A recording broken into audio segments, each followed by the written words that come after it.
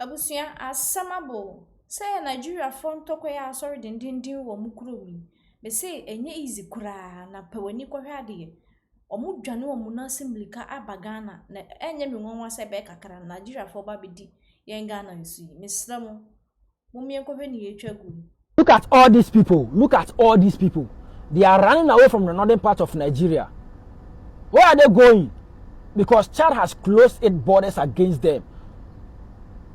Niger has closed its borders against them after Donald Trump threatens them. Because of the conflict that is happening in the northern part of Nigeria, they are running away. Where are they going? They are coming straight to the gateway of Africa with no padlock. They are coming. Abusia na sema abda yi kai dia say rukuru me say they say dia be kakra no yenya gwemu so be 5 ana be 4 kwala ha one way o money Ghana for ye be pe ama one way a ompo modi abedi yeso islam mi enko. The politicians of Nigeria are using this particular conflict, this particular genocide as business.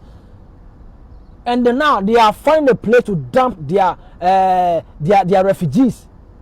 They made them their own people homeless, and they are finding a place to dump them. The moment you hear that the government of Ghana has given refugees from Nigeria, northern part of Nigeria, a portion of place to stay, and now this is a collaboration. It is a diplomatic tie against Ghana and Nigeria to strengthen their diplomatic relationship. You go hear on for TV3. You go hear him for TV3 very soon. Just relax. I said Ghana is a gateway of Africa with no padlock. Massa, everybody can troop in whatever you want and whatever they want. Share this video. That they should not come to Ghana because Ghana is full. Ghana is too small to contain all these people. Ghana is too small. Ghana is not even up to Lagos. So what are they coming to do? Anyways, Nigerians running to Ghana as Trump strikes. Donald J. Trump is the president of America. He's a very crazy president whose common sense is so little. This is Donald J. Trump. Sometimes he behaves as if he just came back from another planet. He is totally torn away from reality. This was the man who campaigned on the theme or motto, making America great again. In his own campaign was, make America great again. Many Americans decided to vote for him. He got the majority and became president against Hillary Clinton. Everybody was shocked. But that is the average American, quite hypocritical, smile with you and make it look like everything is okay. But deep in their minds, a lot of them are racists. My brother, my sister, this is Donald Trump. When he won the first term to become president, America got overly excited, especially white America. Many people decided to change, make America great again, to make America white again. It looked like Donald Trump was out there for only the white people in America, as many people said. Then he lost power. When he lost power, after an impeachment, he almost caused a coup d'etat when he encouraged his fans and supporters to trump the White House, and some people lost their lives. Many were injured. The first time in the history of America of a sitting president who had just lost an election. He's a very bad loser. This is Donald Trump. Many admire him because he's not an average politician. He's almost like a dictator. This is Donald Trump. After he went back, the Democrats came into power again. Barack Obama's deputy, the vice president, Joe Biden, aka Sleepy Joe, a nickname that Trump gave to him, became president. He won against him. And after the first term, he decided not to stand again because of ill health and things like that. His vice stood against Donald and lost. Many were shocked again that Donald Trump became president of America the second time. And this time round, he decided to go all out against immigrants. A lot of who are black people, South Americans, and so on and so forth. He is making America great again, according to him. My brother, my sister, to cut a long story short, even in America right now, the economy is struggling. America is a very big country. My brother, my sister, in fact, the GDP of America is well over 30 trillion American dollars. The market capitalization of America, my brother, my sister, is well over 56 trillion American dollars. It's a big economy. Many people say it's the most important country in the world, the biggest superpower. So when you step on the toes of America, you know that you are waking up a sleeping lion. My brother, my sister, a couple of days ago, Donald Trump came categorically clear, without mincing words,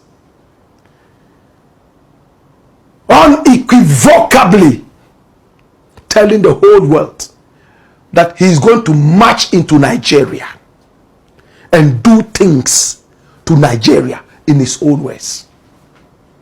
We are going to be doing things to Nigeria. Watch this. We are going to do things to Nigeria. Donald Trump doubles down.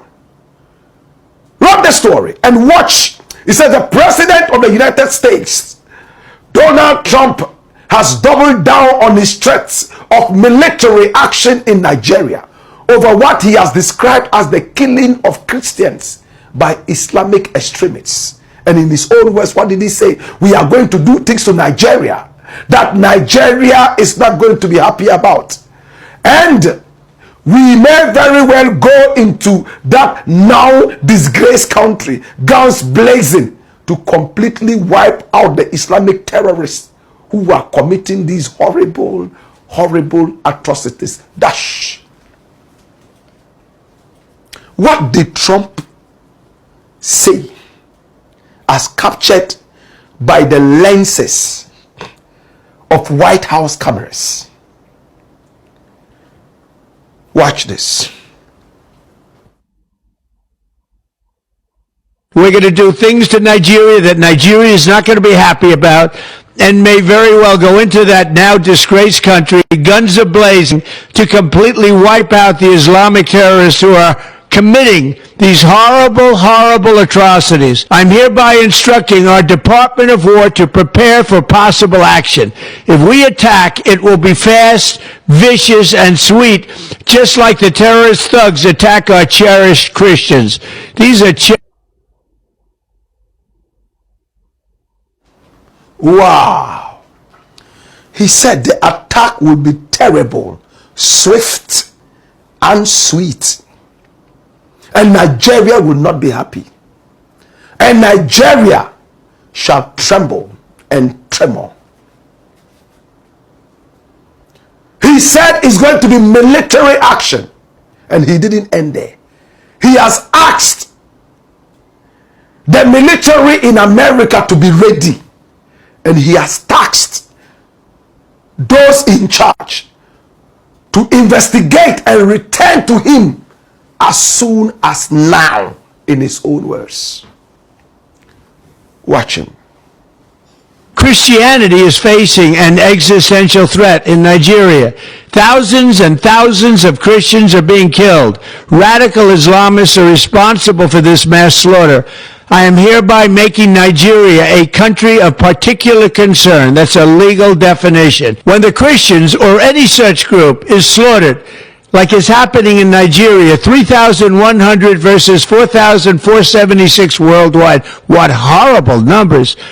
Something has to be done. I am asking Congressman Riley Moore, together with Chairman Tom Cole and the House Appropriations Committee, to immediately look into this matter and to report back to me. And I mean, like, immediately. The United States cannot stand by while such atrocities are happening in Nigeria and numerous other countries. It's not only Nigeria, it's all over. We stand ready, willing, and able to save our great Christian population around the world. This is not going to happen. The killing of Christians is not going to happen. We're going to do things to Nigeria that Nigeria is not going to be happy about, and may very well go into that now disgraced country, guns a-blazing, to completely wipe out the Islamic terrorists who are committing these horrible, horrible atrocities. I'm hereby instructing our Department of War to prepare for possible action.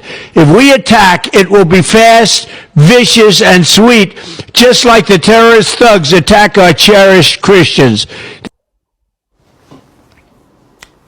Well, you heard him. Due to the insecurity problem in Nigeria, a lot of Nigerians are actually moving out of the country as we speak.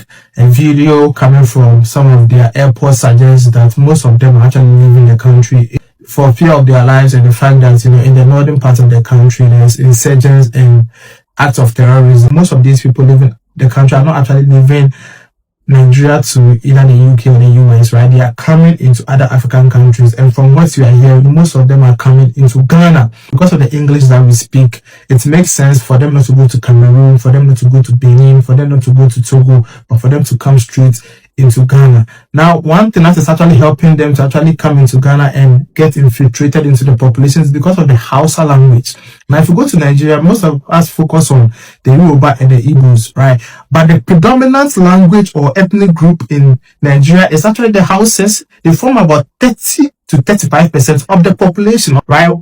A breakdown will tell you that Yoruba has about 15.5% of the population. Igbos have about 15.2% of the population. And you have the Fulani, who form about 6% of the population. Now, the reason they could actually move into Ghana without us noticing is because of the Hausa language. In Ghana, Hausa is also, a language spoken here, right? And it is the same language that is spoken in Nigeria too. So when they are moving in here, most of them disguise themselves as Ghanaians because they could speak the Hausa language. So at the border or at the immigration checkpoints, they speak this Hausa language and they move in. Most of the Nigerians, most of the Malians, most of the Ghanaians, a lot of them speak this Hausa language. So that is how come they're able to move into Ghana with ease. What is happening in Nigeria? Nobody wants to stay in the country any longer. And if they are moving out of the country, their default destination is Ghana, bro. The population of Ghana is just 35.3 million. The population of Nigeria is around 240 million people, right? So if 30% of 240 million people are actually houses, and these people are actually moving out of their country, even if all of them will not come into Ghana, most of them will come into Ghana, or a substantial number of them will come into Ghana, because Ghana looks like the most stable country in the entire sub-region. If you don't pay attention to this, it will get to a point in time where the Hausa population in Ghana will become massive. And when it becomes massive, that is where the problem starts. They start to claim ownership. They start to use this whole Islamic laws and order. They start to push for things to be done their way. And that is where it creates substantial problem. I'm not saying all houses are bad, but I'm just saying that if you pay attention to what is happening in Africa, and especially in our sub-region, the Hausa population are mostly Muslims, right? So when they become huge in your country, they start to push for their things to be done their way. We don't want that to happen in Ghana. In Nigeria, as we speak, there has been about 3 kidnappings in the northern part. The Kebi girls, you can't find them. See, we shouldn't be like, oh, Ghana, they are hospitable. We actually need to be on the lookout for these Hausa people who are disguising themselves. Abusiafo na chese we yini ni etwa gui sremo mumfa musi he